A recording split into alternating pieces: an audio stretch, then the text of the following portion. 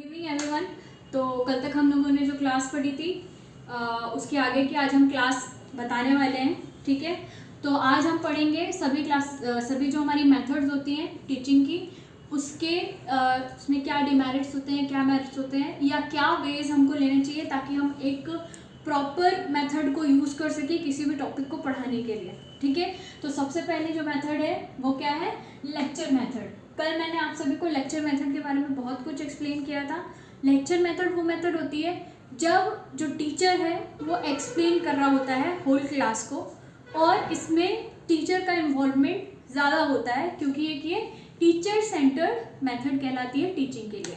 ठीक है, तो चलिए इसकी डेफिनेशन देख लेते हैं सबसे पहले कि लेक्चर मेथड की डेफिनेशन क्या होती है। वैसे तो मैंने आपको सभी को बता दिया है, एक्सप्लेन कर दिया है, पर for word to word definition let's see the definition. ठीक है, तो जो हमारा लेक्चर मेथड होता है उसमें क्या होता है, टीचर क्या करता है, एक्सप्लेन करता है।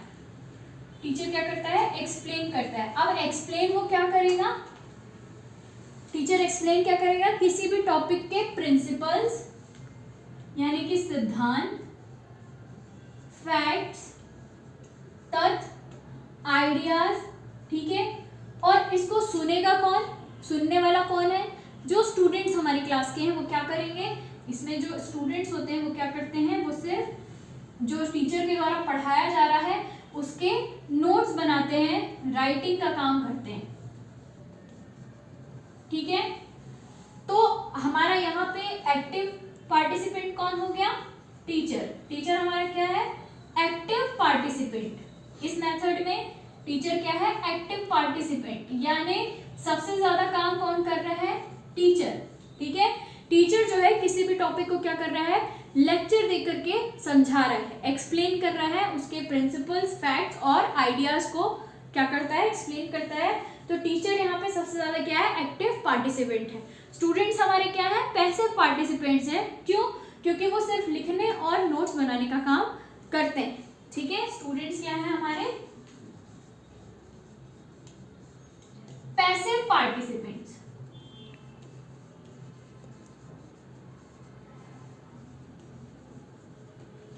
ठीक है, इसमें टीचर जो है, ठीक है, ज्यादा बोलता है, ज्यादा से ज्यादा अपने आप को क्या करता है, एक्सप्रेस करता है। ठीक है, तो टॉक्स मोर और लेस, कौन बात करता है ज्यादा से ज्यादा, टीचर। ठीक है, या तो वो ज्यादा बात करेगा या कम बात करेगा पर्टिकुलर टॉपिक पे, या तो वो ज्यादा एक्सप्लेन करेगा या कम एक्सप्लेन करेगा, पर मोटिव क्या है, ओनली टीचर एक्सप्लेन्स। इसमें स्टूडेंट्स का कोई भी रोल नहीं होता सिवाय सुनने के। ठीक है, और इसको हम ये भी बोल सकते हैं, ये एक तरीके से one way method of teaching है। क्यों, क्योंकि इसमें सिर्फ टीचर बोल रहा है और बच्चे क्या है, इनएक्टिव है। ठीक है, उनके ब्रेन्स क्या है, इनएक्टिव है। ठीक है, तो ये क्या है, one way method of teaching. ठीक है, so this is basically the definition of lecture method. Lecture method का डेफिनेशन पढ़ लिया है, अब हम उसके मेरिट्स और डीमेरिट्स के बारे में जानते हैं। तो लेक्चर मेथड के मेरिट्स क्या हैं उनको देख लेते हैं पहले। लेक्चर मेथड क्योंकि एक टीचर सेंटर्ड अप्रोच है, टीचर सेंटर्ड मेथड है, तो इसमें जो है सबसे पहला मेरिट तो यही होता है कि एक टीचर जो है वो 30 to 40 स्टूडेंट्स क्या कर सकता है, आराम से टीचिंग कर सकता है। दैट मीन्स हमको इकोनॉमिकली ये बहुत ही ज़्यादा फ्री कर देता है। ठीक है, इकोनॉमिकली फ्री का मतलब एक सिंगल टीचर जो है बहुत सारे बच्चों की क्लास को सिंगल हैंडेडली हैंडल कर सकता है। ठीक है, तो सबसे पहला हमारा मेरिट क्या हो जाएगा, इट इज इकोनॉमिकल। इकोनॉमिकल यानी आर्थिक रूप से ये जो है एक बहुत ही बेनिफिशियल क्या है, मेथड है। क्यों, क्योंकि single teacher can handle up to 40 और 50 स्टूडेंट्स, यानी ज़्यादा से ज़्यादा स्टूडेंट्स को हैंडल किया जा सकता है। क्यों, क्योंकि इसमें डिस्कशन जो है वो अवॉइड किया जा रहा है, डिस्ट्रैक्शन अवॉइड किया जा रहा है। ठीक है, बच्चों से जब इतना इंटरेक्शन ही नहीं होगा तो टीचर का जो काम है वो बहुत ही ज़्यादा ईजी हो जाएगा। ठीक है, और उसमें एक ही टीचर जो है कंटिन्यूसली लेक्चर दे करके अपना टॉपिक जो है वो फिनिश कर देगा। ठीक है, तो ये क्या होती है, एक तरीके से मेरिट होती है। दूसरी मेरिट क्या होती है, टीचर को कम से कम समय लगेगा किसी भी टॉपिक को फिनिश करने के लिए। क्यों? क्योंकि वो अपने साइड से, अपने वे से फैक्ट्स और जो रिलेशंस हैं, जो आइडियाज़ हैं, जो थॉट्स हैं, वो सिर्फ अपने जो है वो पोर्ट्रे करेगा, सिर्फ अपने आइडियाज़ को ध्यान में रखते हुए वो क्या करेगा, पढ़ाई करवाएगा, ठीक है, क्लासरूम में। तो ये क्या हो जाएगा, takes less time to complete the syllabus.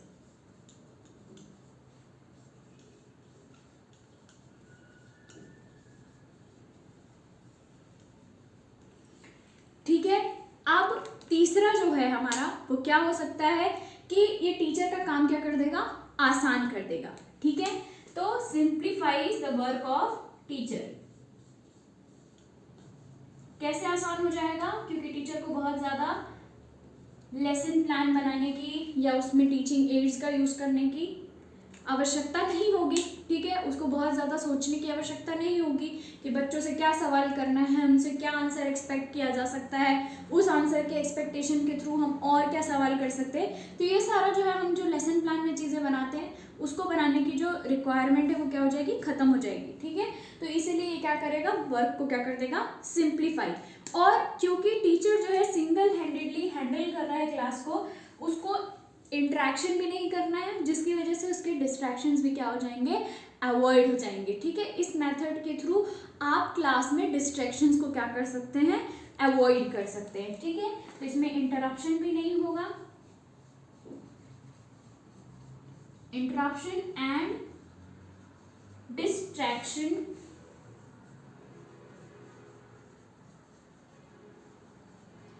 Avoided, ठीक है। ये दोनों चीजें क्या हो जाएंगी, अवॉइड कर दी जाएंगी अगर टीचर जो है लेक्चर मेथड का यूज कर रहा होगा। तो चलिए अब हम पढ़ लेते हैं, मेरिट्स के बारे में हमने जान लिया कि इसके लेक्चर मेथड के क्या क्या मेरिट्स हो सकते हैं। अब हम पढ़ते हैं कि डिमेरिट्स क्या क्या हो सकते हैं, ठीक है। तो सबसे पहला जो डिमेरिट होगा, क्योंकि स्टूडेंट्स जो है वो कम इन्वॉल्व है ना, इस मेथड में स्टूडेंट्स जो है वो क्या है, कम इन्वॉल्वमेंट है स्टूडेंट्स का, इसीलिए उनको अपॉर्चुनिटीज़ भी क्या मिलेंगी, बहुत कम मिलेंगी, जिससे कि वो एक्टिविटीज़ कर सकें। तो सबसे पहला डिमेरिट हो जाएगा हमारा very little opportunities for students, ठीक है। उनके पास बहुत कम अपॉर्चुनिटीज हो जाती हैं कि क्योंकि हम लेक्चर मेथड पढ़ रहे हैं, है ना।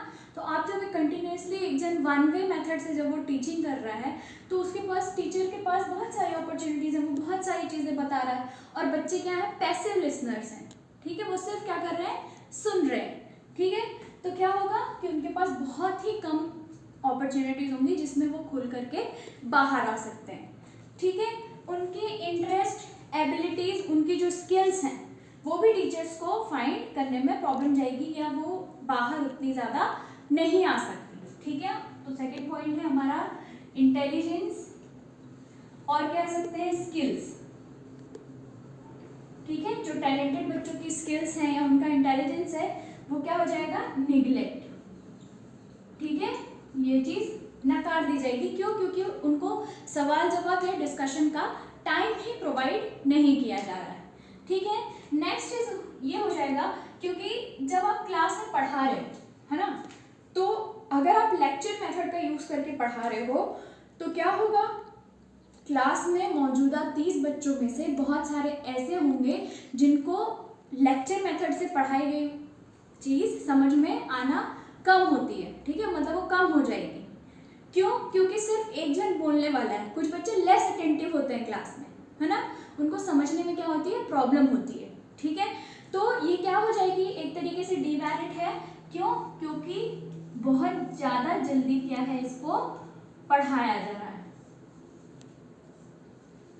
तो समझने में क्या है, इसमें दिक्कत आएगी, ठीक है। बहुत जल्दी पढ़ाने की वजह से लर्नर को क्या होगा, वो चीज़ समझ में नहीं भी आ सकती। क्यों?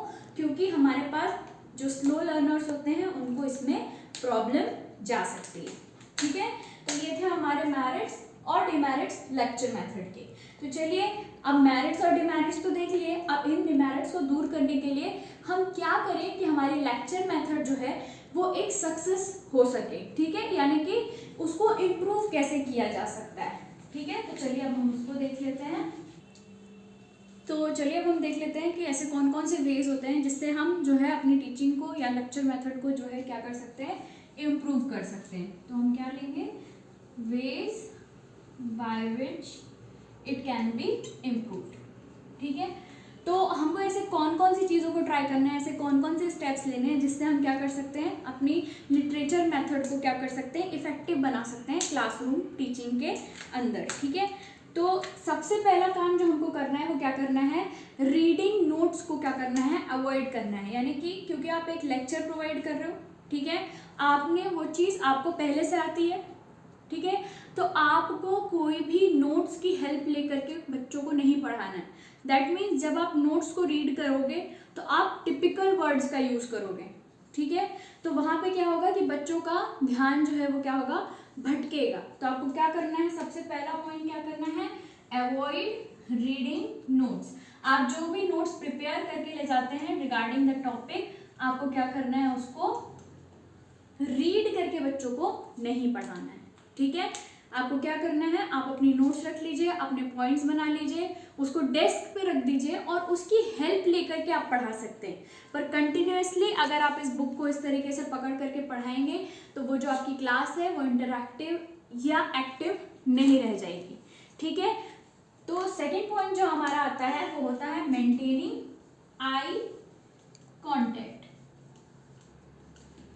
Maintain eye contact with each and every one of the class. जब आप क्लास में आई कॉन्टेक्ट करते हो किसी भी बच्चे से तो उसको ये फील होता है कि know the teacher is looking at me, कि टीचर का ध्यान किस पे है, मुझ पे है। तो जब आप 30 बच्चों की क्लास में पढ़ा रहे हो, जब आप उनकी क्लास ले रहे हो और लेक्चर मेथड का यूज़ कर रहे हो, क्यों, क्योंकि आपको बच्चों से इंटरेक्शन तो करना नहीं है जिससे वो अटेंटिव हो सके, तो आपको क्या करना है, आई कॉन्टेक्ट रखना है। और ये चीज़ मैंने आपको मेंशन भी की थी ड्यूरिंग द क्लासरूम कि आई कांटेक्ट जो है मेंटेन करने का मतलब स्टेयर करना नहीं होता, आपको घूरना नहीं है, आपको क्या करना है, सभी से आई कांटेक्ट रखना है, एक जेन्युइन और एक पोलाइट वे में आपको क्या, बच्चों को देखते रहना है, जिससे बच्चों को क्या लगे कि आप बच्चे जो हैं वो टीचर की किस में है, निगरानी में है, ठीक है, जिससे कि उनका ध्यान जो है वो भटक ना सके, वो डिस्ट्रैक्ट ना हो सके। ऐसा करने से आपकी जो टीचिंग मेथड है, जो लेक्चर मेथड हमने ली है, वो क्या हो जाएगी, एक effective teaching method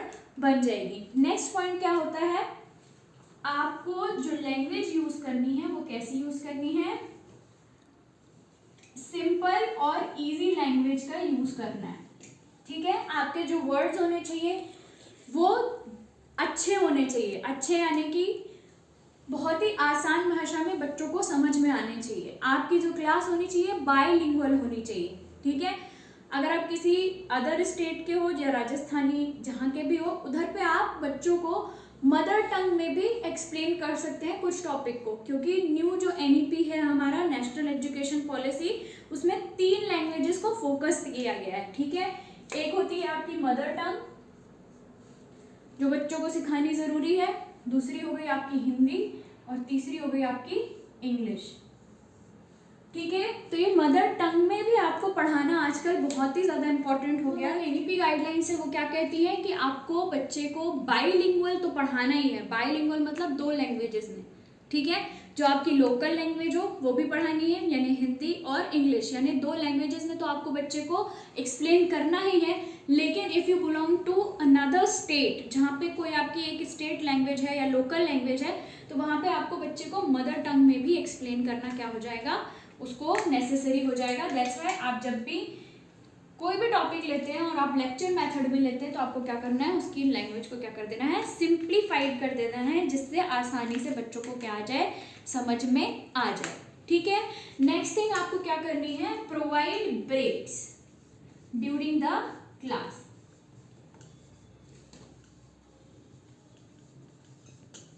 provide breaks का क्या मतलब है, if you are having 2 class continuously in the classroom, अगर आपकी क्लास 2 लगातार क्लासेस हैं किसी क्लासरूम में, तो आपको बच्चों को समय समय पर क्या करना है, ब्रेक्स प्रोवाइड कराने हैं, जिससे कि बच्चों का ध्यान जो है वो लगा रहे, इधर उधर ना हो, क्लास जो है वो बोरिंग ना हो जाए। क्यों, क्योंकि it is the 1 way teaching method, ठीक है।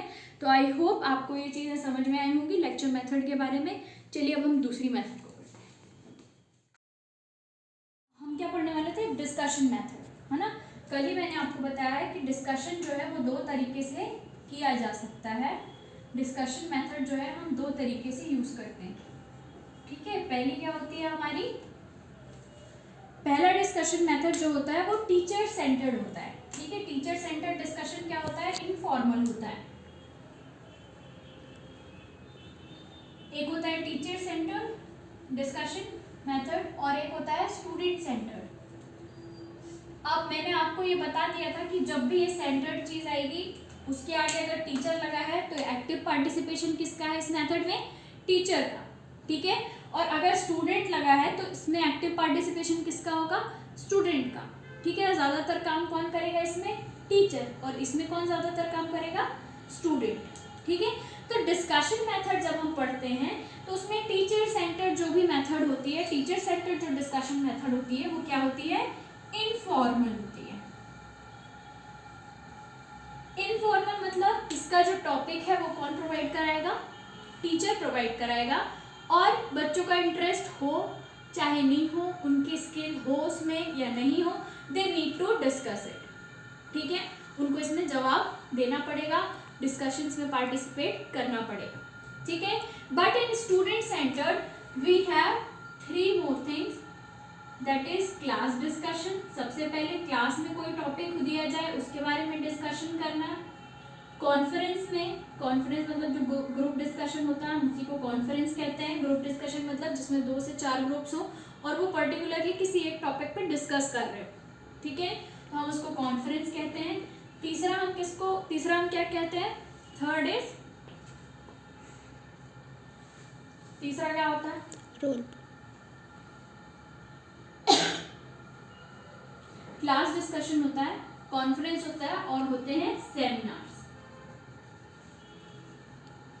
ठीक है। 3 तरीके की चीजें होती हैं जिसमें बच्चे क्या करते हैं, खुद रोल प्ले करते हैं। किसका, डिस्कशन में लीडर्स का रोल कौन लेते हैं, स्टूडेंट्स लेते हैं, उनके लिए ये डिस्कशन क्या है, कराई जाती है, ठीक है। ये तो हो गई 2 चीजें, स्टूडेंट सेंटर्ड क्या होते हैं, टीचर सेंटर्ड क्या होते हैं। ये फॉर्मल टॉपिक्स पे डिस्कशन होता है, ठीक है। इनमें जो टॉपिक्स होते हैं वो क्या होते हैं, फॉर्मल टॉपिक्स होते हैं। दैट मीन्स आपको एक दिन पहले बच्चों को बताना पड़ता है कि एक दिन पहले, या you have to give some time, ठीक है। इसके बारे में भी हम देखेंगे कि हम एक डिस्कशन को किस तरीके से ऑर्गेनाइज करते हैं, ठीक है। तो चलिए सबसे पहले देख लेते हैं कि डिस्कशन मेथड होती क्या है। अभी तो हमने देख लिया कि कहाँ पे किस किस सेंटर्ड या किस किस जगह पे किस किस तरीके से होती है। अब हम ये देख लेते हैं कि डिस्कशन मेथड में आखिर होता क्या है।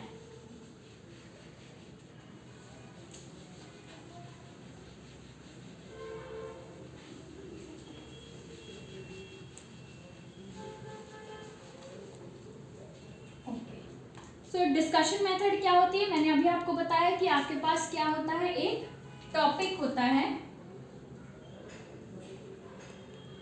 ठीक है। आपके पास एक टॉपिक होगा, ठीक है। इट कैन बी फॉर्मल और इनफॉर्मल। इनफॉर्मल टॉपिक्स क्या हो सकते हैं, टीचर से रिलेटेड चीजें या बच्चों से रिलेटेड चीजें, या आपने जो सब्जेक्ट चूज किया है उसमें इनफॉर्मल क्वेश्चंस पूछ करके टीचर जो है उस चीज का डिस्कशन कर सकता है। तो टॉपिक क्या क्या हो सकते हैं इसमें, फॉर्मल और इनफॉर्मल दोनों टॉपिक्स पे जब हम अपनी अपनी बातें रखते हैं तब हम उसको क्या कहते हैं, डिस्कशन मेथड।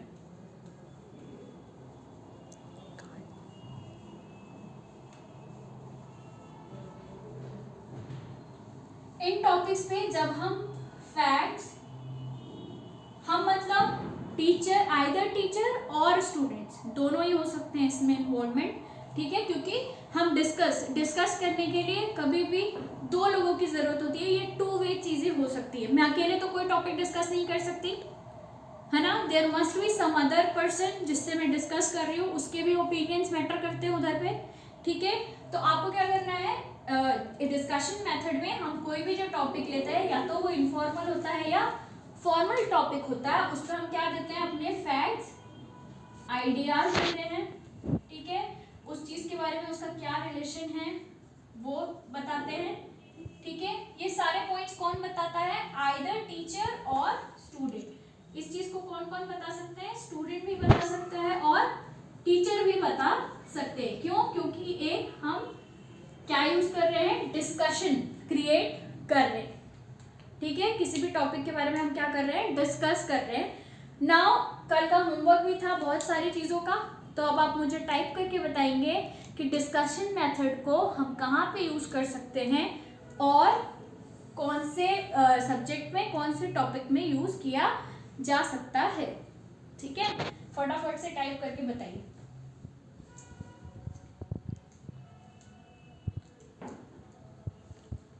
जहाँ पे मैं बोल दिया करो रुक जाओ, वहाँ पे रुक जाया करो, क्योंकि मैं स्टूडेंट से इंटरेक्ट कर रही हूँ ना, देयर नीड इन वीडियो में। जल्दी से उनका नॉलेज जो है वो बाहर निकाल रहे हैं, ठीक है। तो ये क्या हो गया? एक डिस्कशन मेथड हो गया।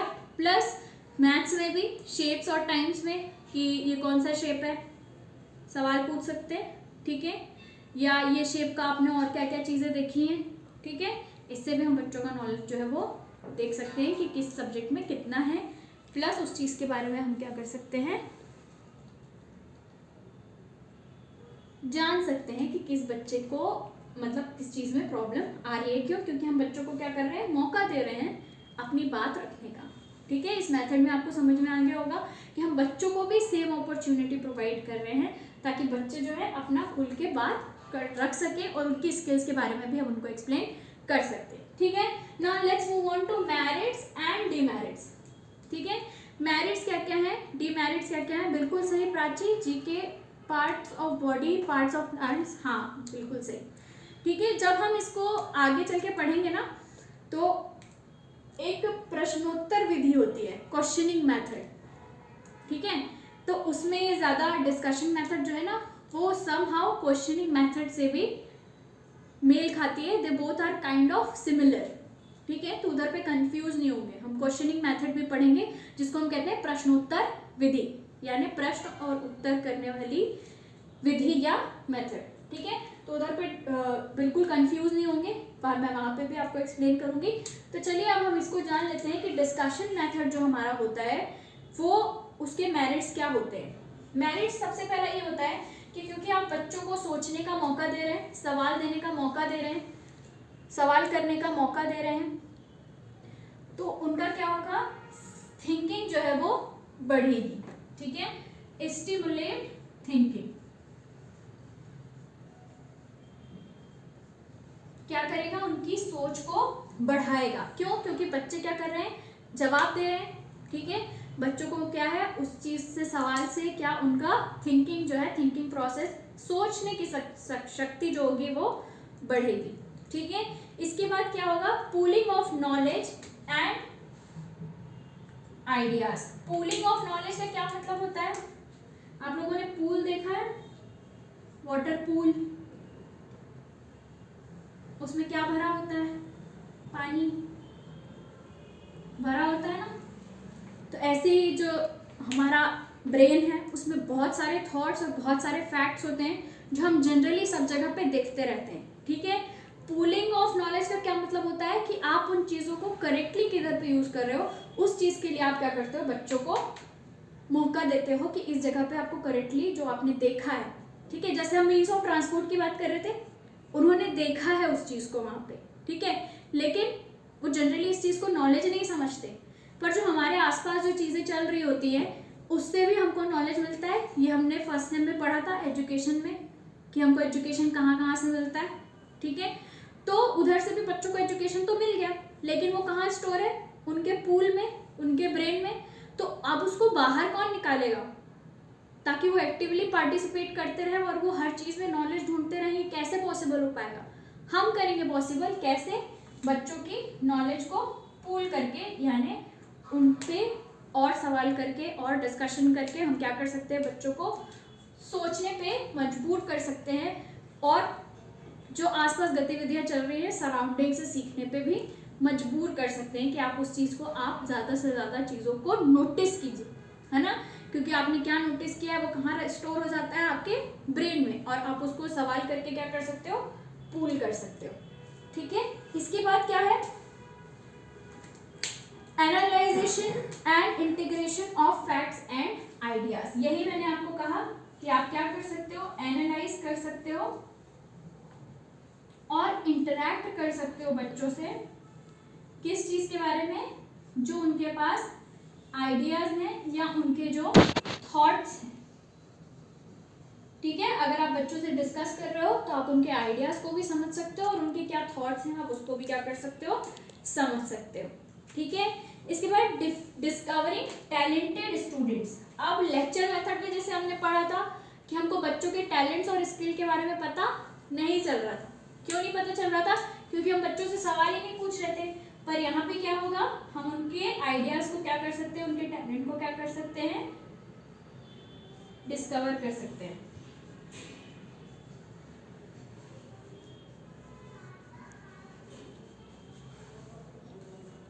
ठीक है, अब हर चीज की मेरिट होगी तो उसकी डिमेरिट भी होगी, कुछ कुछ प्रॉब्लमेटिक चीजें भी होंगी इसमें।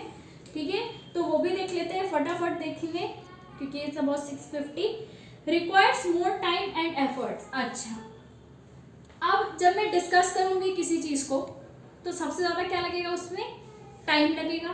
क्यों? क्योंकि मैं कुछ पूछूंगी, बच्चे कुछ पूछेंगे। डिस्कशन जब किसी चीज का होगा तो टॉपिक को खत्म होने में क्या लगेगा, टाइम लगेगा और एफर्ट्स यानी कि मेहनत ज्यादा लगेगी।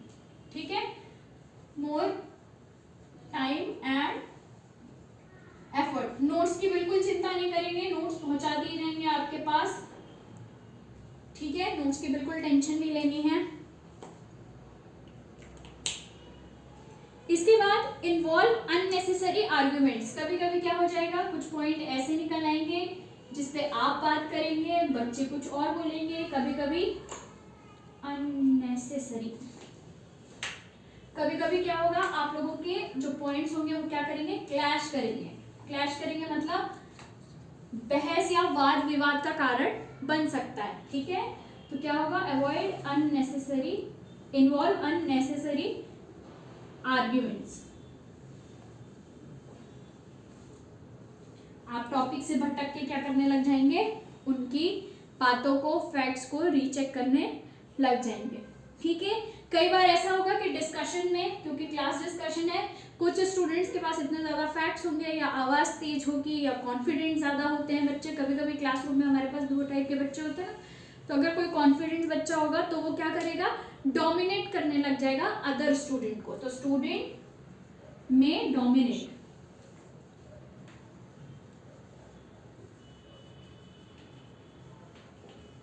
या टीचर के द्वारा बच्चे भी डोमिनेट हो सकते हैं, है ना, कि नहीं जो मैं कह रही हूँ वही सही है, डिस्कशन में आप मानिए। क्यों? क्योंकि मैं टीचर हूँ, मैं गलत नहीं बोल सकती।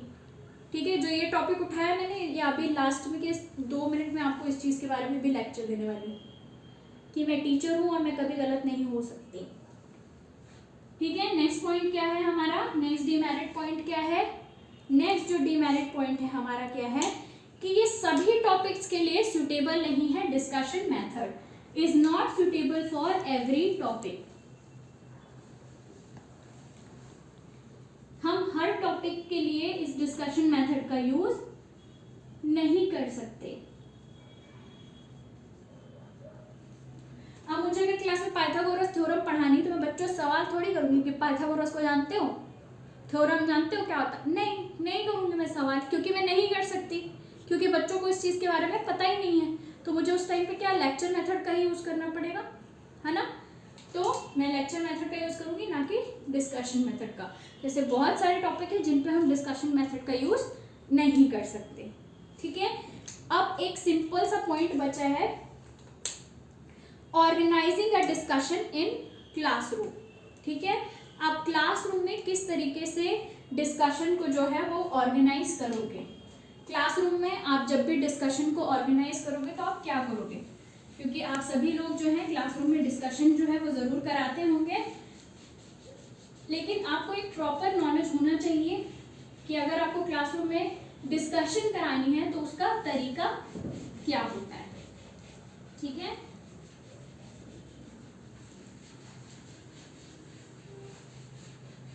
थोड़ा सा आज शायद 5 to 10 मिनट्स क्लास एक्स्ट्रा हो जाएगी, क्योंकि हमने स्टार्ट भी लेट किया था। पर ये टॉपिक लास्ट है डिस्कशन मेथड का, इसलिए मैं इसको क्लोज ही करूँगी। ताकि कल से हम दूसरी मेथड पढ़ सकें।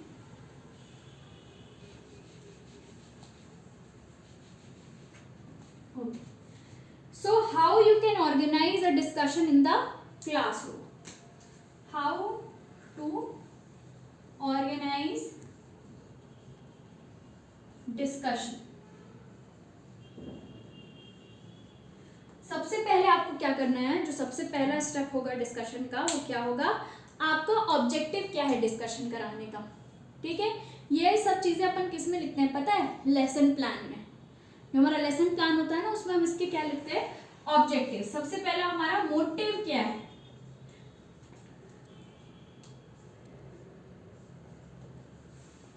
क्यों करा रहे हैं, नेसेसिटी क्या है, किसी डिस्कशन को कराने की नेसेसिटी क्या है। जो क्लास डिस्कशन है या ग्रुप डिस्कशन है या कॉन्फ्रेंस है या सेमिनार है, उसका क्या ऑब्जेक्टिव यानी कि ध्येय।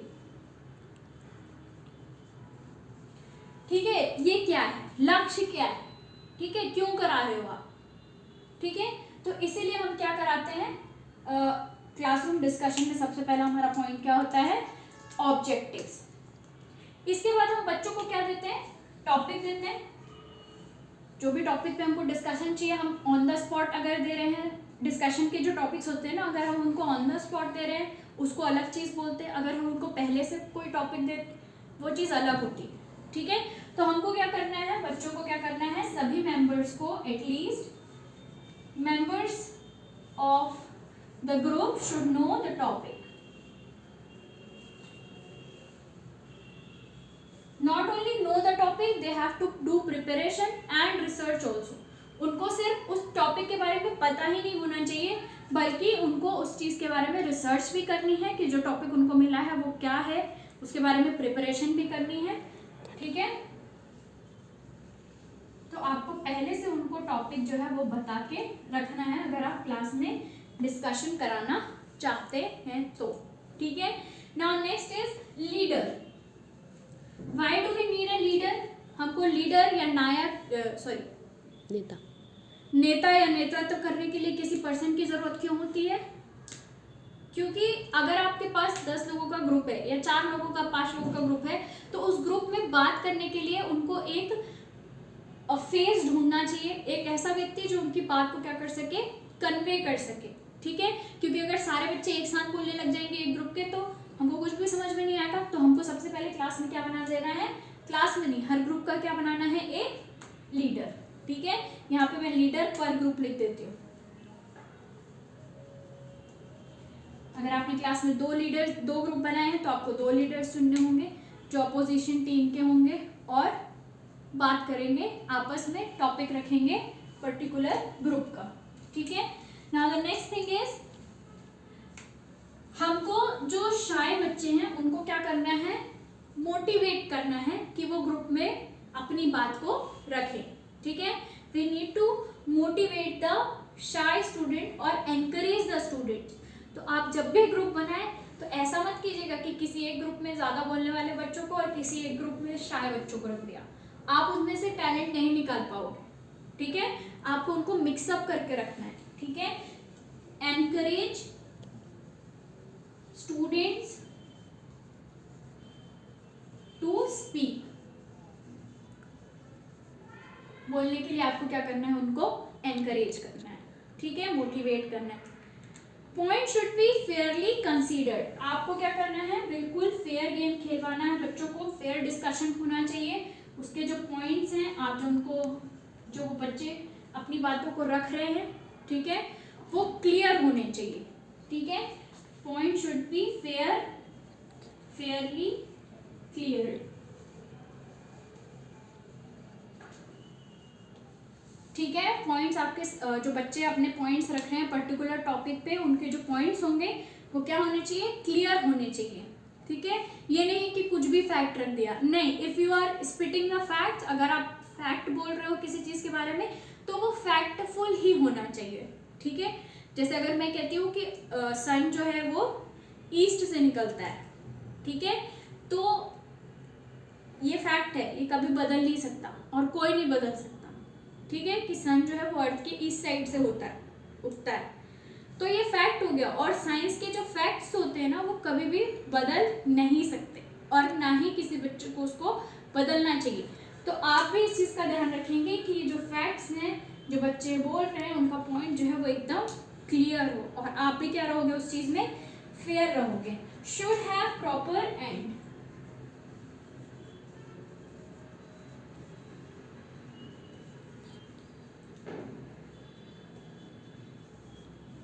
क्या होना चाहिए? प्रॉपर एंड का मतलब ये होता है कि आपको उस टाइम पे रिजल्ट मतलब उसका क्या परिणाम आया, ठीक है, आपके डिस्कशन का क्या परिणाम आया, आपने इस ऑब्जेक्टिव को अटेन किया या नहीं किया, आपका जो मोटिव था आपको वो पूरा हुआ या नहीं हुआ, ठीक है, आपकी क्लास के बच्चों ने कितने ने पार्टिसिपेट किया। ये होता है एक प्रॉपर एंडिंग, ठीक है। तो आपको एक क्लासरूम डिस्कशन में क्या चीज़ आप ऑर्गेनाइज किस तरीके से करोगे ये उस चीज़ के बारे में था, ठीक है। कल हम पढ़ेंगे डेमोन्स्ट्रेशन मेथड, अगली क्लास में जो हमारी होगी उसमें हम क्या पढ़ेंगे, डेमोन्स्ट्रेशन मेथड, प्लस और भी बहुत सारी मेथड्स हैं जो ना स्टूडेंट सेंटर्ड होती है ना टीचर सेंटर्ड होती है, ठीक है। तो उसके बारे में भी मैं कल आपको एक्सप्लेन करूँगी कि और कौन कौन सी मेथड्स होती हैं।